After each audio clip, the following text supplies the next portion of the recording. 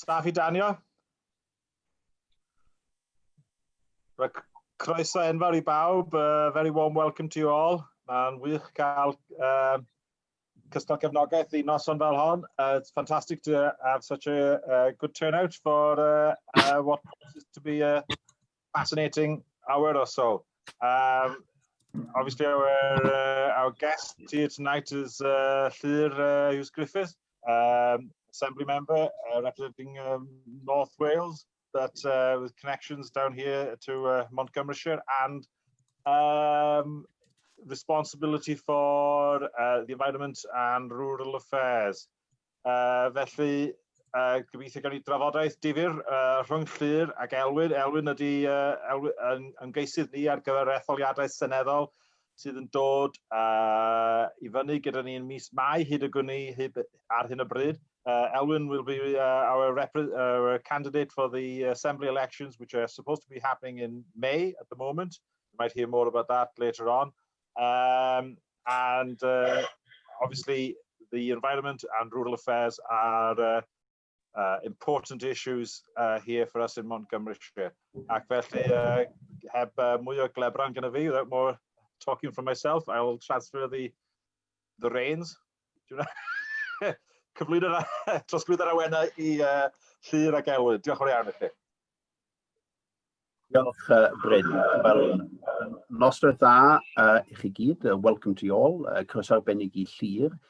The aim of tonight basically is a fairly informal session to focus in particular on the many challenges that our rural communities and indeed the wider economy and environment face at this time. Felly, Llyr, croeso arbennig, welcome. Fel dyn ni gyd yn gwybod, mae'n amser heriol a dweud y llia. It's very challenging times on many fronts. Post-Brexit, let alone COVID, but we'll leave that for tonight. But with Brexit, of course, now a reality, we face a new situation in relation to the many spheres of society, but in particular, perhaps to the agricultural sector and then the environmental sector. How do you see things at the moment? Oh, yeah. How long have we got, Elwyn? It's, yeah, I think at this moment in time, we're probably in a space where everybody's wondering, you know, are these temporary issues in the main, or are they longer term, more entrenched problems that are going to be around for a long, long time? I think, you know, many of us who were against leaving the European Union in the first place are weary that, you know, maybe it's going to be the long haul. I think, you know, Boris Johnson and others describe them as teething problems. So we're somewhere in that space where we're, I think, trying to find out what the longer term implications are.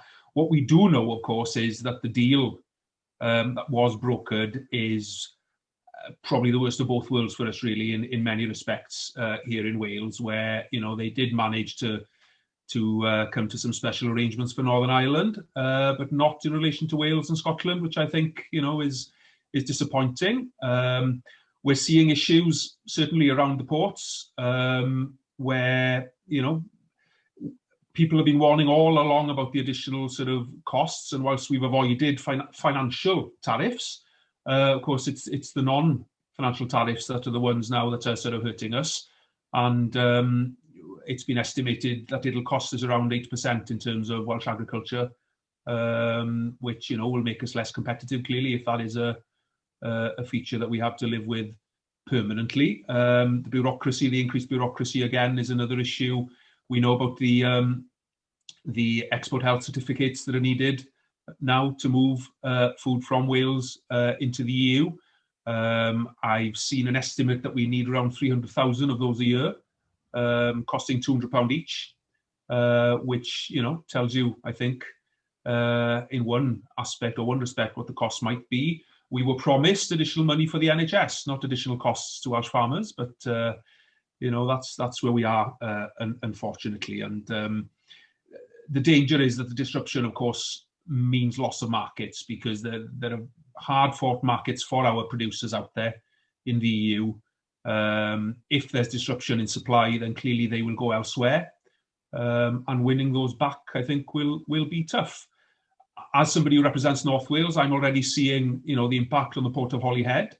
We learned today that the Stena Estrid is being taken off the Holyhead-Dublin route and moved to the Dublin-Cherbourg route because there's been a 60% drop in demand here and a huge increase in demand to transport freight straight into the EU from Ireland.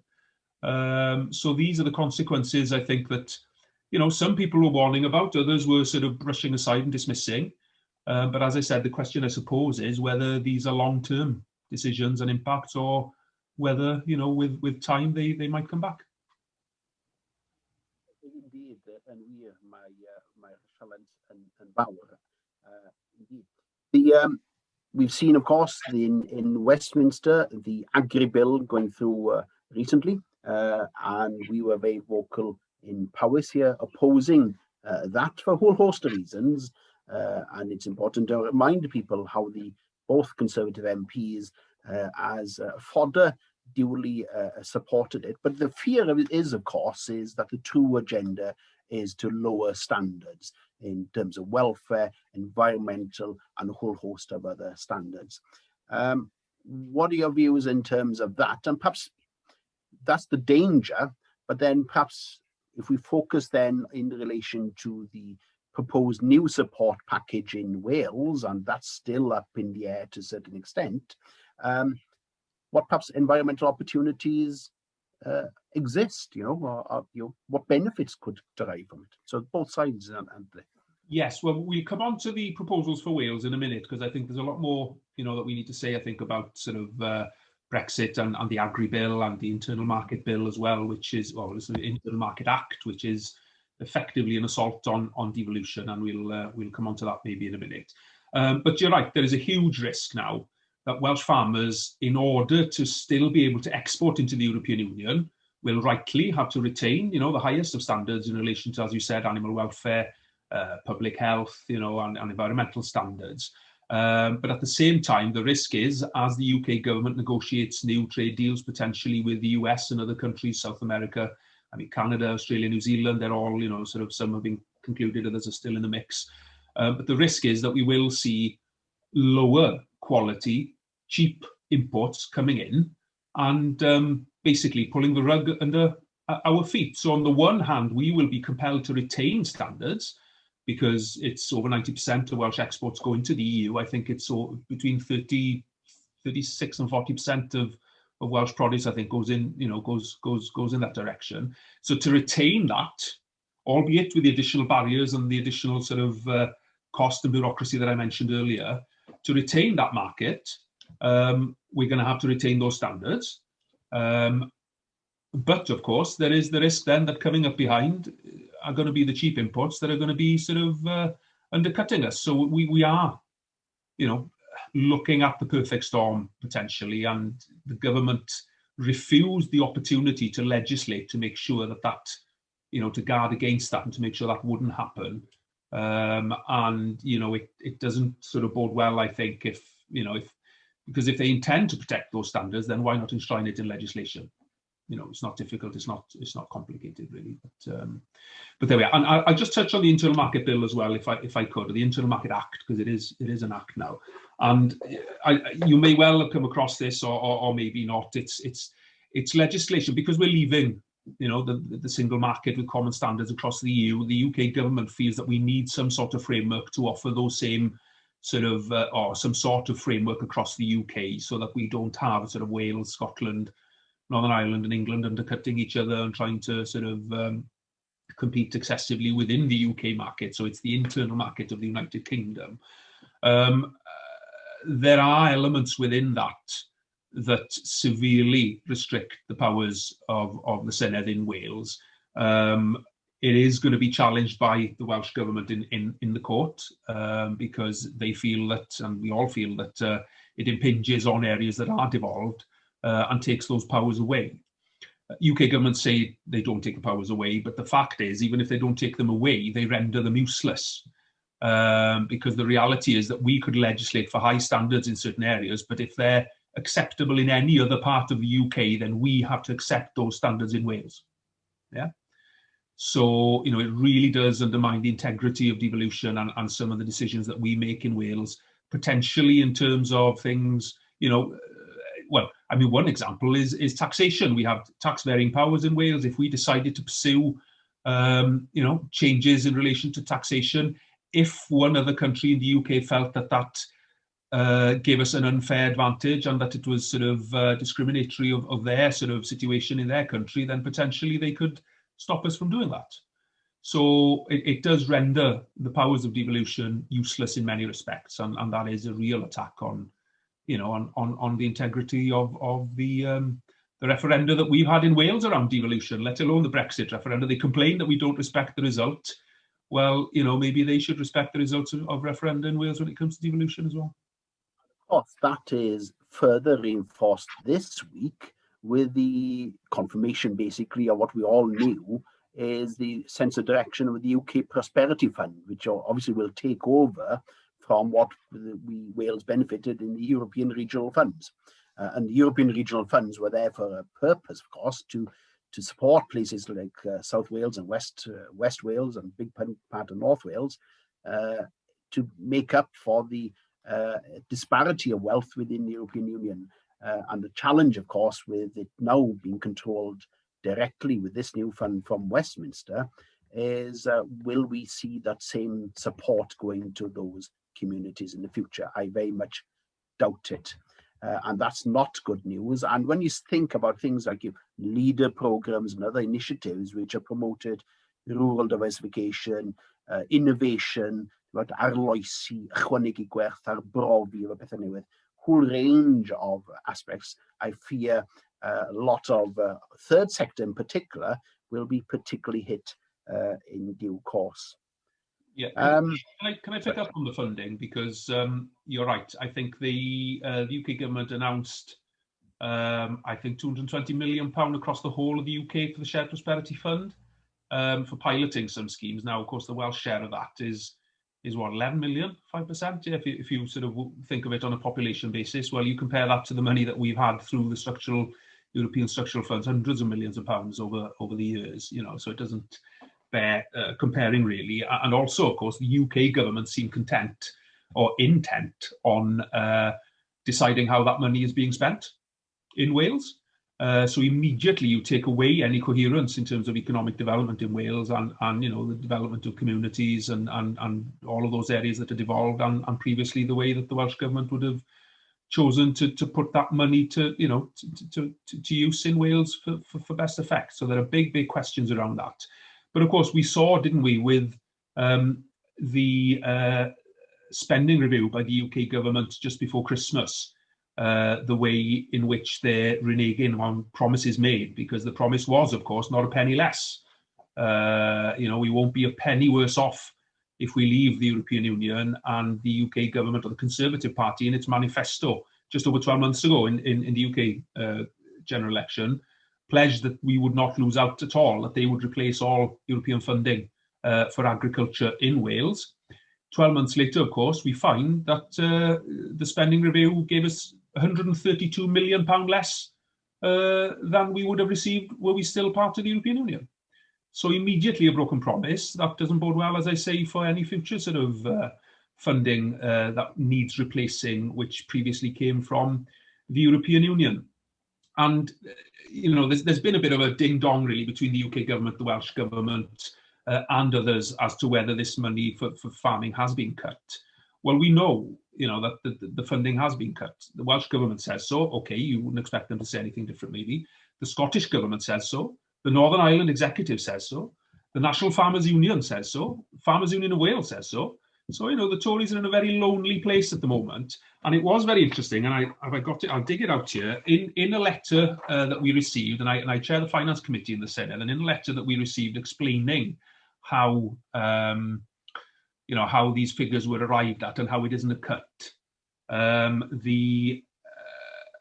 George Eustace, the Agriculture Minister, and the Chief Secretary of the Treasury as well in the letter said, in our 2019 manifesto, we promised to guarantee the current annual budget to farmers in every year of this Parliament. Promised to guarantee the current annual budget to farmers in every year of this Parliament.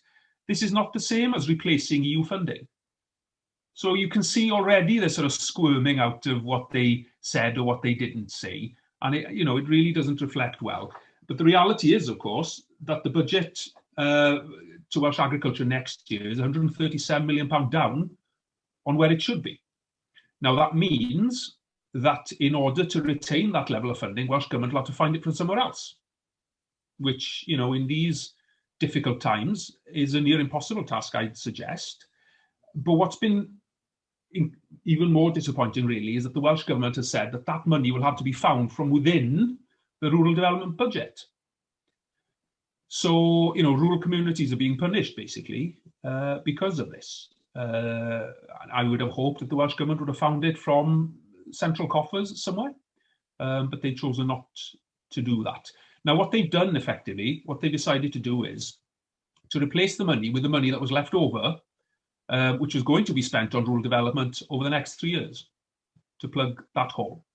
So that means that whilst initially the Welsh Government is going to be able to take that hit, next year, the year after that, there's going to be a gaping hole in funds. So when the Tories promised us that, you know, we'd have the same amount of money, we're not at all having the same amount of money. The sad thing about it, it's just the same as the announcement made by Chancellor a couple of weeks ago about this extra 227 million coming to Wales, and it turned out afterwards it was all a myth, and though that money didn't exist, or at least wasn't part of that announcement, they spin these things to create impression that it's all rosy and things, but the hard facts and the reality is it's a totally different situation. Yeah, and it does not bode well.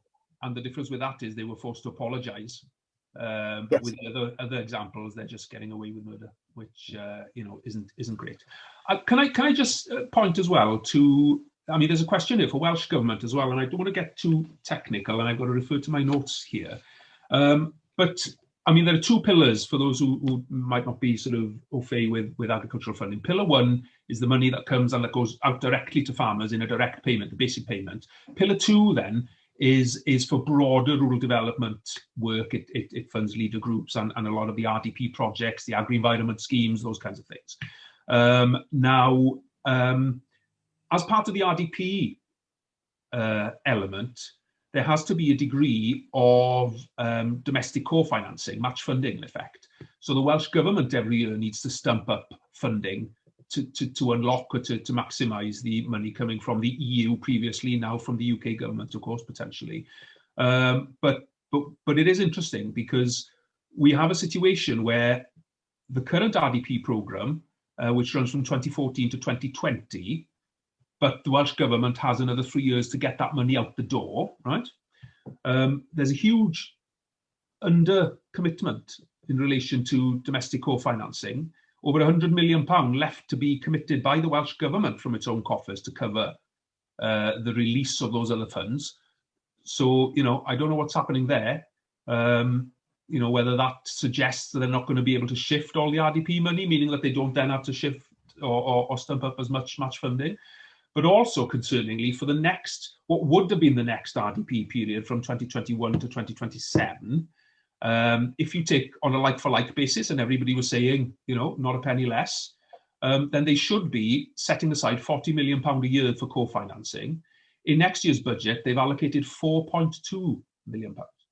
Now, you know, again, maybe are they thinking in terms of profiling it so that they sort of pay it up at the end, which isn't sort of very good accounting. But there are questions, whilst it's absolutely right that the Welsh Government points a finger at the UK government for not fulfilling its promise in terms of not a penny less, then, you know, one of the things we need to be doing, and which I am doing and will be continuing to do, is to ask questions of the Welsh Government as well to see whether they're actually honest to their own commitments in relation to funding as well.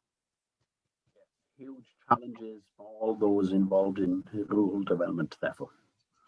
Coming back to perhaps to Wales, specifically under Welsh support looking forward, post-European support. What's the latest? There's a consultation document out now by Welsh Government. I think the impression one gets from all directions is that there's a way to go yet before there's a consensus about way forward. Obviously being pulled in different directions. But public service goods is obviously a key element in the future, but also the challenge of how does one if somebody's farming now in the hills of Montgomeryshire, on the slopes of Plynlimon or wherever, how does one change that farm holding, a farm business over time? And what time, isn't it? Because it has to be practical. It's like moving a ship. It's a slow moving beast. Beth ti'n feddwl o'r lle dyn ni arni? Yeah.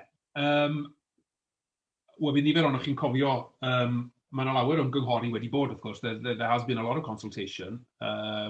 Started off with Brexit on our land. I'm sure a number of people will remember that a couple of years ago when the government issued its initial consultation on the future of agricultural support in Wales post-EU, post-Brexit, post-CAP. That then evolved into sustainable farming on our land. And that has subsequently evolved into what is now a white paper outlining what is proposed to be a sustainable farming scheme for Wales. Now, you know, I don't think this is the best time. It's a white paper. So white papers are usually the document that outlines the government's policy intentions, and it's a precursor to a draft law, basically. So it's the last sort of process in a consultation before they publish an initial copy of new legislation, which is then taken through the Senedd to be amended and changed or whatever. Now, I'm not sure this is the best time to be consulting with the agricultural sector in Wales. You know, clearly COVID is taking its toll. Brexit certainly means that, you know, people aren't sort of focusing on a government white paper at the moment. Many businesses are actually fighting for their lives. And it's, you know, it's unfortunate, I think, that the government felt that they have to do it now. Certainly, I understand that they want to get the consultation out before the Senedd election in May. But, you know, for me, it's about getting it right and doing it properly and not necessarily doing it quickly. But all that said, you know, the white paper is out for consultation, and it outlines a scheme where, you know, some people feel is inappropriate, others feel is ideal. You know, it wouldn't, you know, that's the nature of life, isn't it? But what we're seeing is a proposal to shift. I mentioned earlier the two pillars that currently exist within the CAP scheme. One is for direct payments to farmers to support them, you know, in their work and in producing food, etc. And then there's the other stuff for the agri-environment schemes. What the government is proposing is to shift all of the money into what would effectively be a grand rural development programme to support the provision of public goods. So farmers would be paid for public goods, for delivering public goods. So it would be, you know, measures to mitigate flooding, it would be carbon capture, it would be creation of renewable energy, you know, a lot of those public goods that we really feel are important. And I think, you know, there's certainly merit in that. And I think it's long overdue. We've been talking about sort of payment for public goods for 10 and more years in Wales. You know, there was a time when people were expecting insurance companies and, you know, Network Rail and the like to be contributing to you know, to that kind of land management approach, because it would protect their own assets and, you know, save them money in the long run. So that is very positive. The one element that I have an issue with, and I know, you know, the agricultural community, you know, more or less has an issue with in terms of, not in its totality maybe, but the vast sort of majority of farmers do, is that they propose to take away all direct payments to farmers. So there wouldn't be a basic payment to farmers. And, you know, 80% of farms depend on that for their viability. Now, I think that taking that away in its entirety is a retrograde step, because the risk is that you're undermining the very sector and the very people who are supposed to deliver the public goods. And it is a concern. And I think you can contrast the Welsh approach with what's happening in Scotland. You know, the Scottish version of sustainable farming in our land was stability and security, I think, which says it all. You know, what the Welsh government is telling Welsh farmers is that we're going to, you know, introduce biggest changes that we've seen in generations here in Wales, without knowing how much money actually Wales is going to have to distribute to farmers. We found that out to our cost just before Christmas with the reduction in UK government funds to agriculture. And, you know, I have to say the scale of funds available will dictate the level of ambition and you know, the parameters of any sort of funding scheme, surely. Yeah. So we've no idea how much money we'll have. We've no idea what the trading or the export or the import environment is going to be. So we don't know what the post-Brexit sort of reality is going to be. Could be very, very different. So the Welsh government is bringing all of this forward blindfolded. I mean, they don't know what the situation is going to look like. Sorry, Bryn, you want to say something? All right, okay. I thought I spotted a hiatus there, and there's a couple of questions people are wanting to ask. Feed, sorry, dwi'n nabod chi, ddim o'r enw yna, beth bynnag. Sa chi'n hoffi gofyn cwestiwn cynta? Ie, da ni...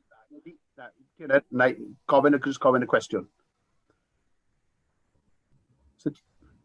Dawn ni nôl at y cwestiwn yna, dwi'n meddwl, mae'n eitha arbenigol. OK, o'n i'n meddwl bod yna 2 cwestiwn yna. Iawn, OK, os da chi. Yr un person, ie. Sorry,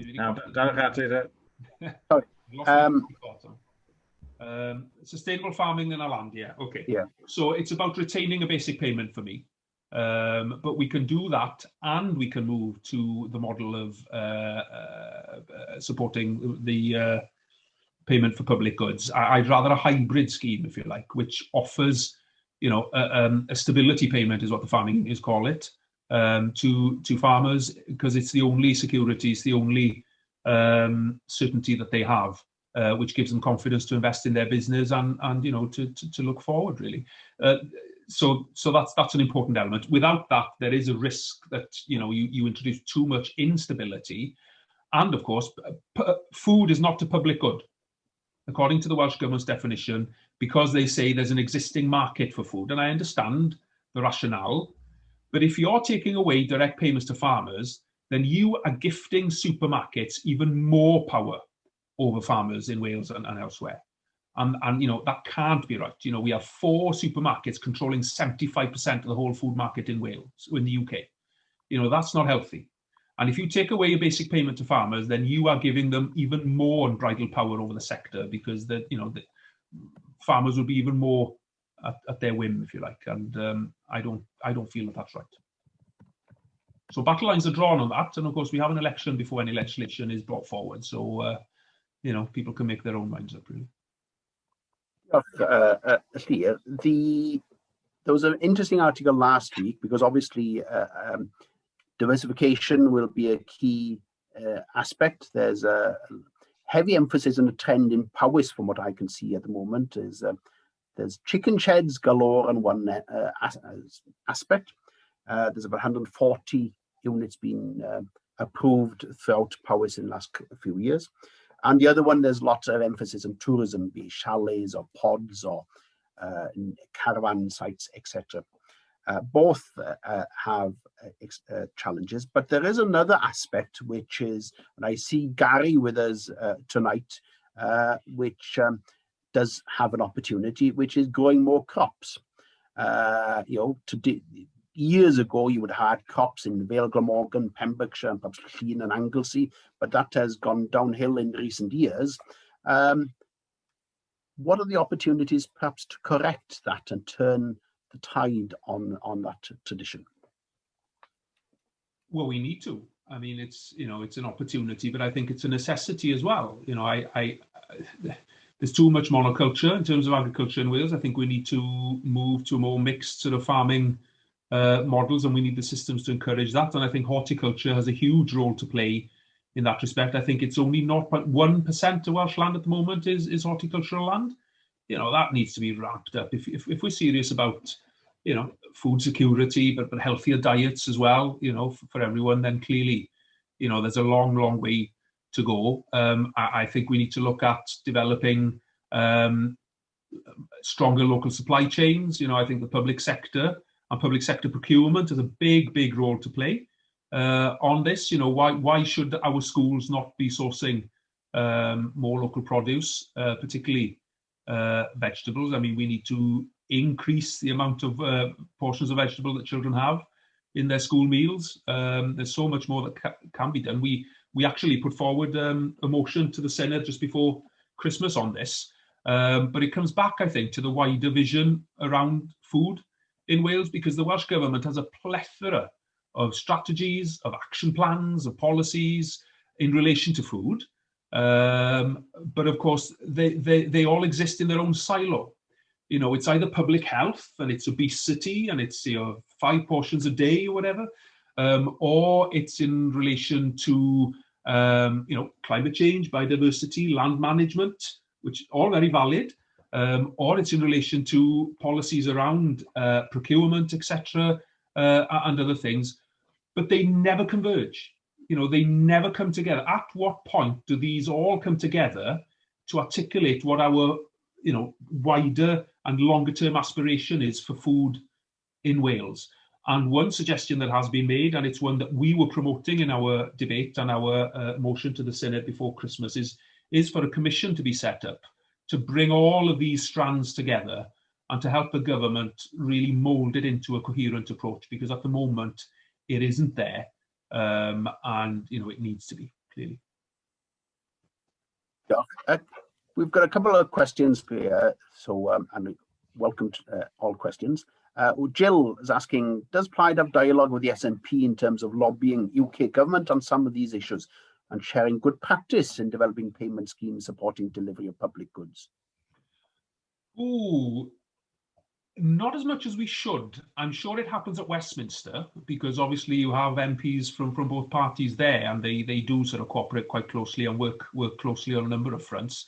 Not so much on a Senedd and Scottish Parliament level, which I suppose is something that maybe we should consider. But of course, we are separate countries, but clearly it's, why only the SNP, I suppose, is the question. We should be learning from everyone, really, and sharing good practice across the piece. But yeah, point taken. And then Fee has another question. How do we retain local knowledge and respect cultural heritage, etc., meanwhile shifting to provide more land-based jobs to young people and tilt production to become better understood as being part of the solution, not problem, in terms of the global challenges? Well, that perhaps ties back to what we touched on crops and going more over local food, local supply chains, as you touched on earlier. Yes, and I think there is, she puts a finger on something there, in that farmers are very often vilified for a number of things. Climate change, farmers, carbon footprint, and it does need to be tackled, of course it does, but it's all very negative. It's a sort of finger pointing attitude very often. And I'm talking about Welsh Government here particularly. Nitrate vulnerable zones and the whole discussion around sort of water quality. It's the farmers' fault, nobody else. Well, there were 30,000 sort of sewage spillages in Wales couple of years ago, so we need to put it in context. Yes, there is a problem that needs to be tackled, but why only point the finger at farmers? And of course, what people tend to forget is that farmers, they're not the problem, they're the ones that hold the answers to a number of these problems. In terms of climate change, it's the farmers who are going to lock carbon into their land, into their woodland, into their trees, into their peatlands. They're the ones who have the potential to be working on renewable energy projects, or, hydro or solar or wind, whatever, really. So we really need to change the narrative, I think. Coming from TB is another one, bovine TB. I know that's a hot potato, but Llyr Gruffydd is always saying that farmers need to do more. Well, if you've just gone down with TB and you're seeing half your herd slaughtered and you've absolutely no idea how that happened, and you've done everything to respect all of the rules in terms of biosecurity, then having the minister telling you that you have to do more, when farmers are telling me that actually the government themselves aren't using all the tools in the box, then it really doesn't help. It creates that antagonistic attitude towards the agricultural community, which then doesn't really hold you in good stead when it comes to white paper consultations and the like, So we really need to change that narrative. And if there is one thing that Plaid Cymru government can achieve, then I want to see a change in tone, and a recognition that actually we're in this together and we're all equally able to get ourselves out of this hole, and not just sort of be negative all the time. Sorry, I'm having a bit of a rant. But mae hynna'n ddigon gwir, ddigon teg. I must say, I get fed up. I know I come from farming background and things, but I do get fed up very often about the people attacking constantly, or the impression at least, the farming community, and people do get fed up. And as a result, all you get is a them and us scenario, and that is of no benefit to anybody. You have to carry people with us if you want to make any changes and make the most of their skills and resources. Abby has a question. What's Plaid policy about gene editing? Oh, crikey. Yes. Okay. That's caught me out there now. Thank you, Abby. Perhaps we can come back to that. Look, I mean, I don't wish for the current rules to be changed. That's my personal view. I'm not sure we have an adopted party policy on this, but, you know, our policy in the past in relation to, you know, genetic modification, and I know it's different, but I'm looking at it through that lens really, and I'm very wary of any proposals to change those rules. I was very comfortable with where the EU was in terms of regulation and rules around that. The UK government clearly has a different sort of ambition in that respect, and it's a debate we need to have, and we need to have within the party as well. But my sort of starting point is, you know, I'm really not keen on this at all. Diolch, Llyr. And just following up that, we've already touched on wanting more mixed farming and building that tradition in Wales.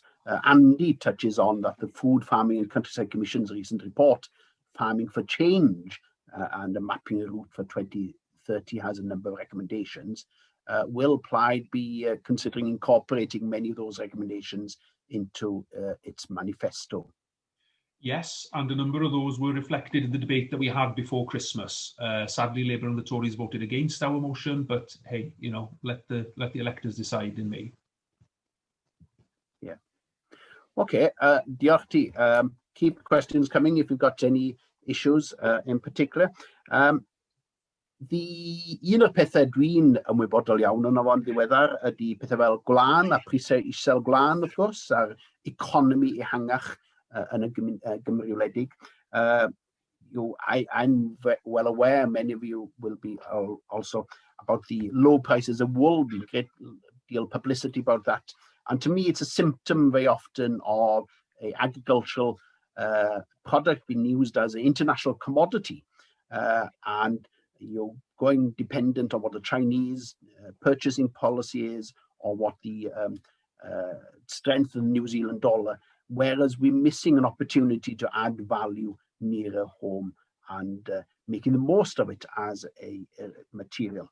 There are other opportunities in terms of energy production also. I don't know have you any views on any of that, Llyr?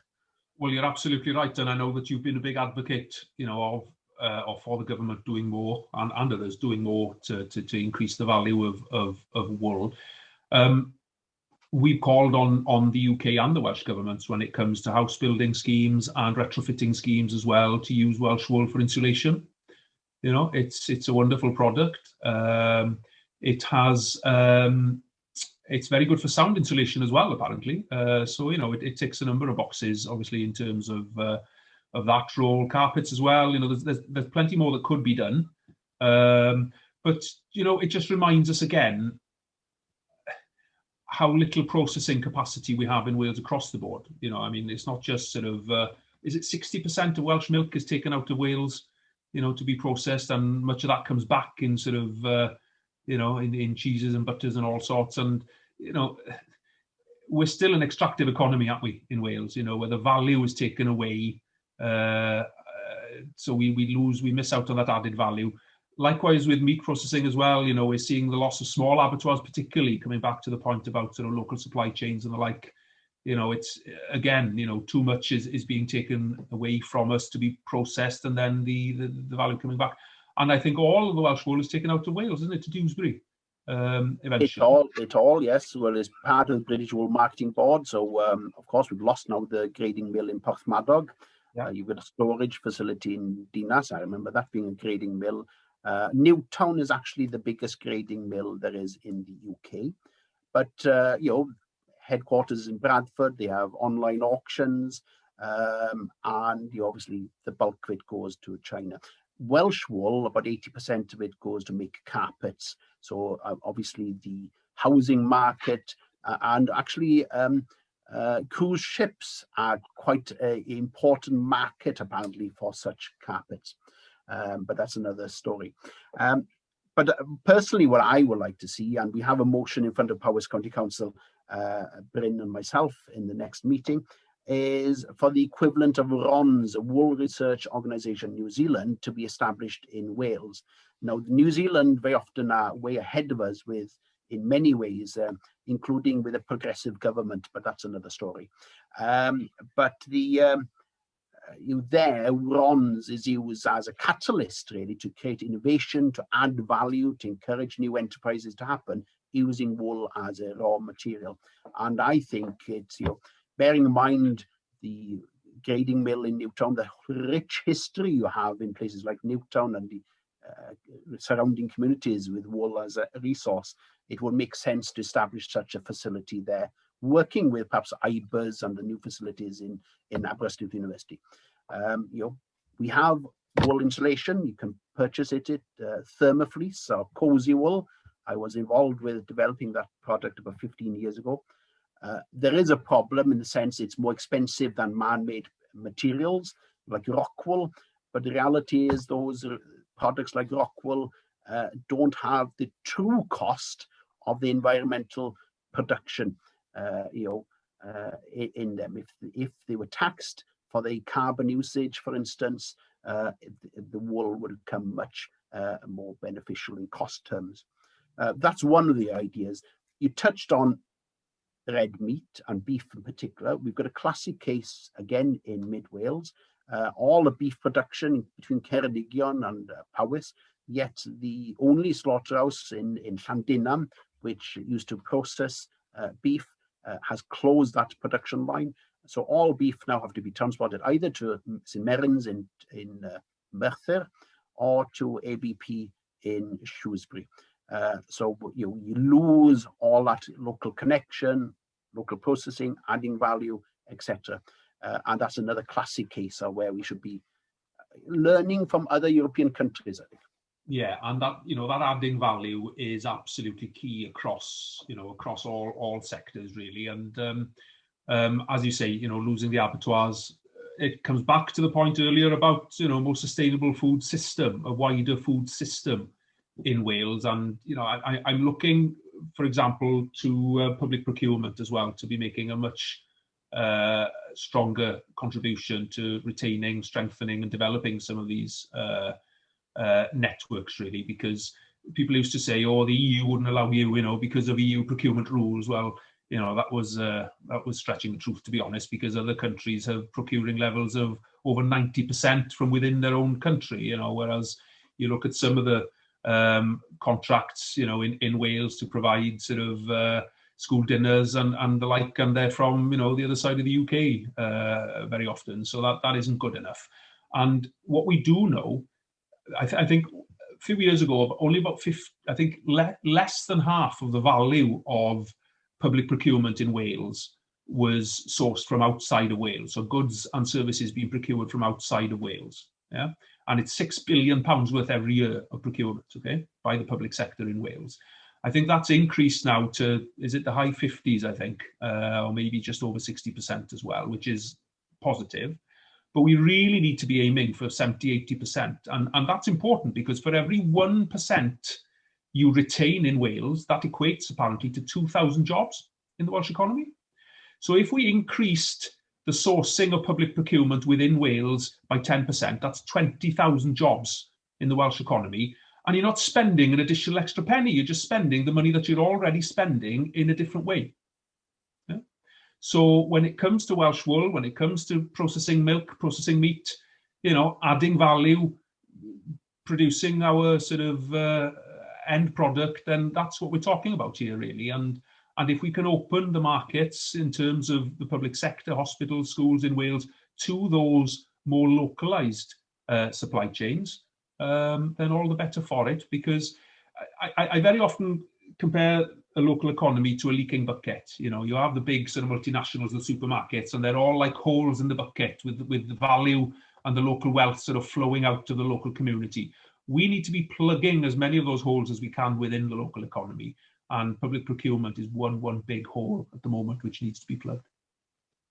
Mae hwnna'n amserol iawn gan bod Kevin newydd ofyn y cwestiwn hynny. Very timely, bearing in mind that Kevin just asked that question. There's a very important another question being asked by Fee, is about the continued loss of young people from our rural communities. There's nothing new about that, unfortunately. The village where I live in, was famous at one time for exporting our people to America. These days they go to Cardiff or further afield, but the same problems exist. And she's asking what our aims are to resolving, at least face up to some of that. One of the things I'm very keen on is that we reinstate something similar to the old DBRW that existed in these areas and covered Ceredigion, Meirionnydd and Hwyl y Powys.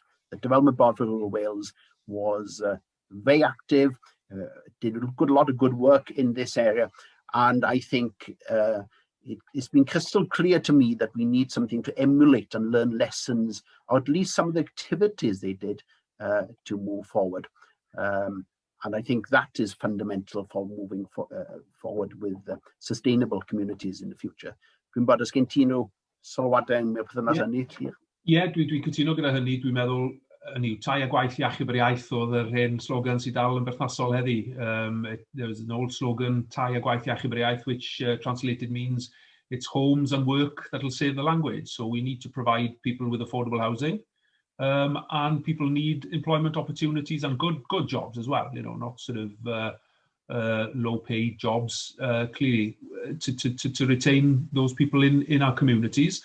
And you touched on DBRW. I think there's much more that could be done in that respect. There was a scheme years ago, Llwybro. I don't know if you remember the scheme, where when you sort of left school, you registered on this sort of voluntary database, and they tracked you through college if you went on to higher education, further education, and then they'd match up your sort of broad locality with job opportunities that would come up in your area of expertise or qualifications. And I think there's scope to look at those kinds of schemes again and be proactive in encouraging people back.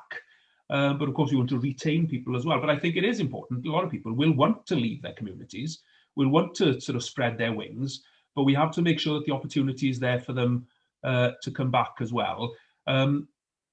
So there's that. I mean, in terms of housing, of course, it's affordable housing. One of the biggest drivers at the moment in terms of housing cost in rural communities, of course, is second homes. Which are driving the prices of houses beyond the reach of a number of local people who absolutely can't afford to get onto the housing ladder. Plaid Cymru published recently a 5-point plan to try and tackle that, mainly focusing on introducing a specific definition of a second home within planning, so that local authorities you'd need a change of use, for example, for it to become a second home. That would then mean that local authorities have the ability to control the numbers, and they could probably set a limit, as they have done in Cornwall and other places. I think, other parts of the world have introduced measures to retain the housing stock for local people. And clearly that's something that we need to emulate here in Wales. But the 5-point plan that we published sort of touches on some of that. We have been having actually meetings with government ministers. I had one this afternoon to try and promote those. I think the problem is that the government see the problems and not the answers, or maybe civil servants see the problems and not the answers, in fairness. It's unlikely that anything will happen nothing will happen on the legislative front in this Senedd, because we have only 8 weeks of business left before the election. But hopefully, we can make it a sufficient political priority for the next government to make sure that something happens, because it's wholly unsustainable at the moment. We're hearing of figures suggesting that 40% of all houses sold in Gwynedd last year were second homes, or bought to be second homes, which, you haven't got a hope in hell if you want to buy a home when you're a young person in those communities. And we can't just let that happen without sort of, without doing something. And government shrugging its shoulders and saying, oh, it's too, how do you define a second home? It's too complicated. Well, try. Well, yn union, that, it's no secret, I live in Montgomeryshire in heart of Montgomeryshire, and we're even seeing ex-council houses there being sold to become holiday homes. Now, that's a disgrace, I think, when there are people who want and need homes these days. So something's fundamentally wrong with the priorities. And one simple thing the government should be doing is that, and I think Montgomeryshire County Council has passed a motion to this effect in recent days, to press on Welsh Government that you need planning permission before you convert a house into a holiday home. That's quite simple, quite straightforward. You need planning for nearly everything else under the sun, so surely that could be a simple thing to do. There's another couple of questions. I think Holly's raised an important point, if I can just remind myself. It's about entrance into the agricultural sector. It's very expensive, of course. Land is expensive, your equipment's expensive, high cost of capital, etc. What would Plaid do to help and facilitate new entrants into farming? Now, I know that Plaid and Elwyn Jones, many years ago, when she was heavily involved in the agricultural portfolio, did a lot of work on this, and there were European initiatives at that time, of course, to enable young farmers to get entrance into the sector. Yeah, you're right, and I think EU funding, could have, should have, would have played a key role, I think, in delivering much of this, and it comes back again to whether there is replacement funding coming at the appropriate levels from the UK government in terms of level of ambition or level of what's possible.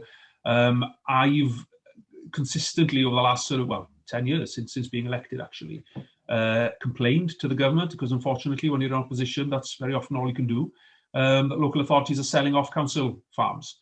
Now, I know council farms aren't a silver bullet, there's not enough of them, and I was trying to propose to government that maybe the government should be looking to create some sort of fund where if farms were coming up for sale, then maybe we could buy them for the public good, so that we could put them to use in not only allowing young people the opportunity to farm, but let's innovate there as well. Let's use them as test beds for different farming techniques and approaches. Let's link up with the agricultural colleges. Let's allow the brightest and the best to come and try things out. I know that the National Trust had an arrangement with the young farmers, didn't they, in Llyr, where you could go and work for a year initially and run the farm. I think it's 2 or 3 years now. Actually, I think they paused the scheme now because of the circumstances. So, let's try and replicate that and be more creative, because once those farms have gone, they've gone. They won't come back, or they're very unlikely to come back. So, I always feel that the government has been too lethargic in allowing the sell-off of council farms across Wales. Had they only just brought the partners together to see what could be done, I think would have been positive, but they didn't even do that.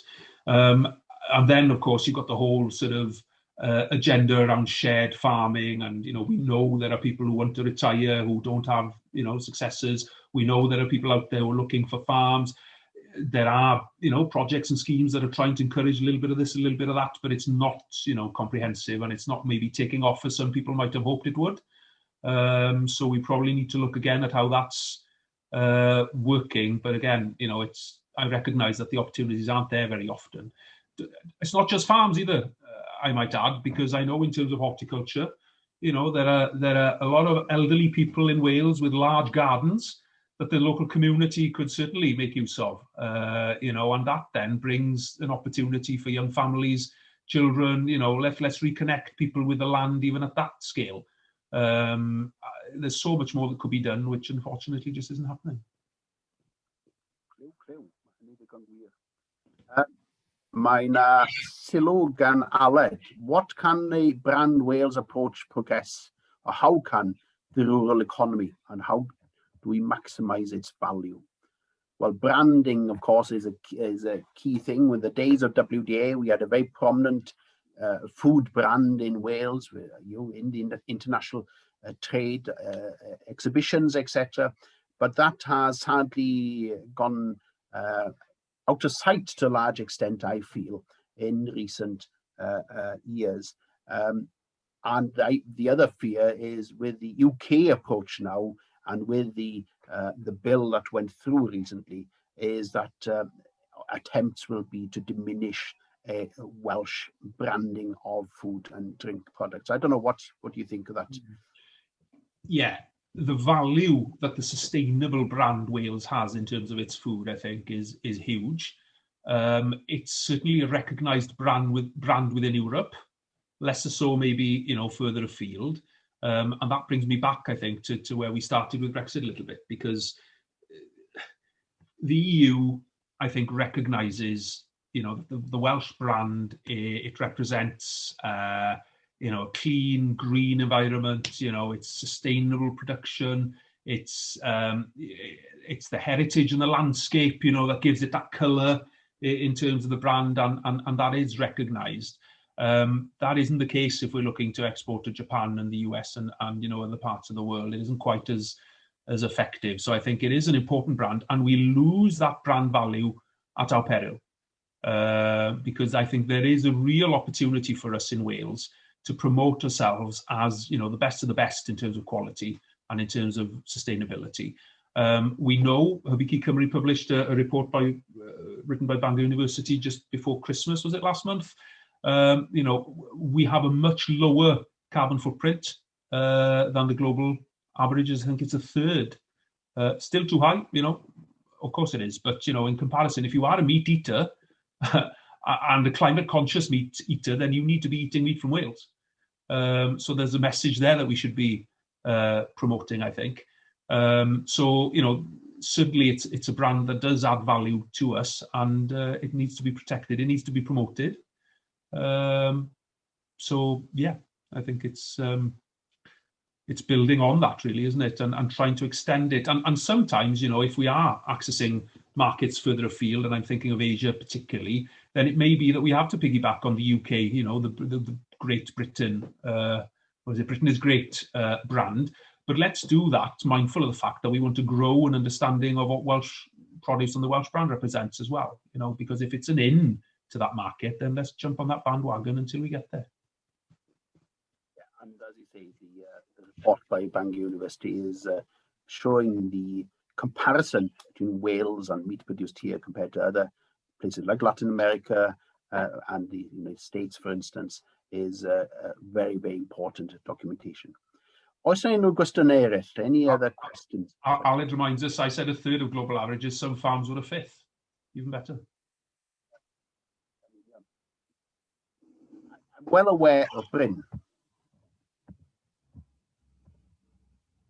So the question, single farm payments. Once a landowner achieves a critical mass, her purchasing power increases in relativity. Make it impossible for newcomers to compete. Okay, well, that ties in really to what we were talking before, isn't it, about the well, how do you modify this? Well, that will be modifying and changing anyway, by the looks of things, as part of the consultation which is out now. That's my understanding of it. Yeah, the consultation, and again, you know, they're putting the cart before the horse, because they put out the consultation of the white paper whilst undertaking impact assessments on how the proposals will impact the sector. So, and those are going to be ready by sort of April or the spring. So if those come back saying, actually, this is going to decimate agriculture, then why the hell are we, you know, considering the white paper now? Surely that work should have been done beforehand. There's this obsession with rushing the consultation through, and I think that's political, I think, because they know the election is coming, they know there might be a change of government, they know things might change and they won't get their way. But that remains to be seen. But certainly, you know, there's a lot of discussion to be had around the future shape of agriculture in Wales, and change is coming. You know, let's not kid ourselves. You know, let's not think that everything's hunky-dory. Change is coming, but that future has to be based on protecting the future of our family farms in Wales. But it also needs to recognise that agriculture is operating in a different context now. You know, the climate and biodiversity emergency is something that means that everything has to change, and that includes agriculture too. And I think I have to touch on this subject. I did refer to it previously.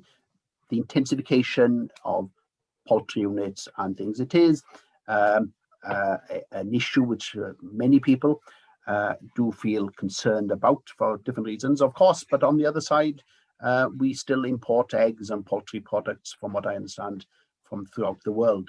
So there's a consumer demand there on the other side. And of course, the uncertainty with Brexit, etc., is forcing farmers to look at alternatives.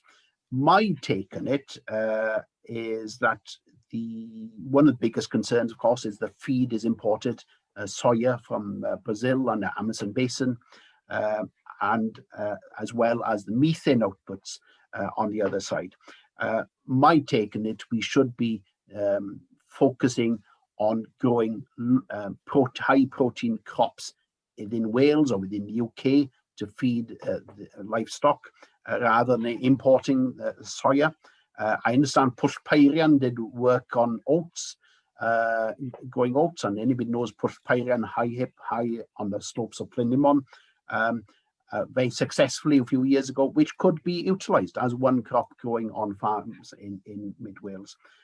And then on the newer side, on the other end, the leach and the polluting of our rivers, which is a high concern by many. We need to be looking more, again, like New Zealand, where they have what they call hot rot systems, which can look at creating compost and adding value and something of benefit from, and biogas systems is the other one, rather than just spreading on fields and the dangers that cause. I don't know, have you been lobbied or had people after you about that subject, Llyr? Not so much, because clearly representing North Wales, it isn't. I mean, there has been an increase in number of planning applications, but not as much as other parts of the country, really.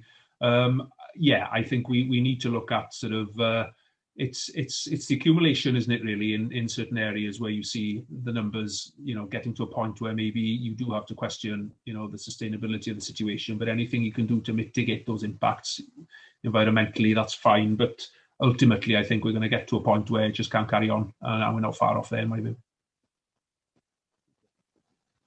Yeah, we've had a good hour. Have you got any questions or any comments anybody want to ask at this moment in time? No? Mae Derys yn gofyn cwestiwn, o cwestiwn mwy gwleidyddol ei naws falle. Sut allan fel cefnogwyr Plaid Cymru hannog un cefnogi ni?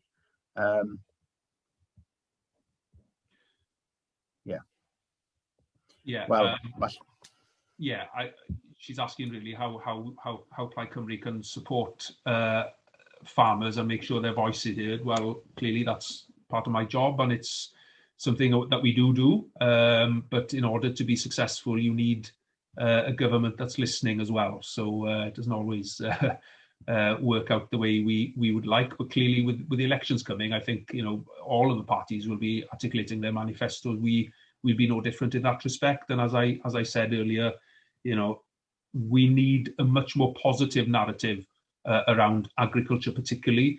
We need to articulate a positive vision for rural Wales, and we will be giving answers, you know, and putting concrete policies forward, some of which I mentioned tonight in our manifesto. But we'll be doing so also, you know, with a real sort of eye on the climate and biodiversity crisis that we're in. And, you know, agriculture and, you know, wider society has to step up to the plate. You know, we've seen through COVID, haven't we, how we can eradicate homelessness, you know, in a matter of weeks, how we can do so much, really, in a way that people were always telling us beforehand, oh, we can never do that, that's impossible, you can never do that, you know, it costs too much or it's too difficult. Well, all of that has been blown out of the water in a number of contexts. And I'm still hearing the same lines in relation to the climate and biodiversity crisis. You know, people say, oh, you could never afford that, that could never happen, you know, people wouldn't agree with that. Well, if you're in a crisis, you respond to it appropriately. And I'm not feeling that we're getting that at the moment. Okay, government is being pulled in a number of directions, but it's all one answer, isn't it? We need to be building back better, you know, in the green recovery. But what I'm seeing really isn't taking us beyond what we've already been told. And we need to see a change in pace and a change in scale in terms of government responses to some of these issues. Now, you know, that's maybe for another night, because we could be here for another hour talking about sort of carbon reduction and you know, stopping the loss of biodiversity and reversing biodiversity decline. But you know, agriculture is part of the answer here. Yes, around here, I think that's an appropriate time to wrap things up. We've covered a number of topics in that hour. Dyn ni'n ddiolchgar iawn am hynny ac am ddarllen ni hyn o'r Llyr. This tonight is one of a series of such events we'll be conducting to make people think, to raise awareness, to create an understanding of the key issues in Wales at this current time. We'll have a meeting with Adam Price, I think it's the 25th of February, so that should be quite interesting and focused again.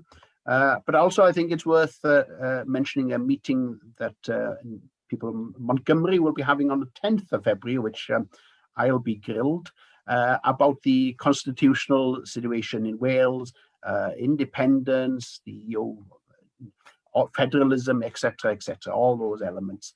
So that should hopefully be fairly interesting also. Felly, diolch yn fawr iawn, Llyr, diolch yn fawr iawn I chi gyd am ymuno efo ni heno. Gobeithio fod o wedi bod o ddiddordeb. I hope it's been a positive night and useful for you all. Diolch yn fawr iawn chi. Thank you. Good night. Diolch yn fawr.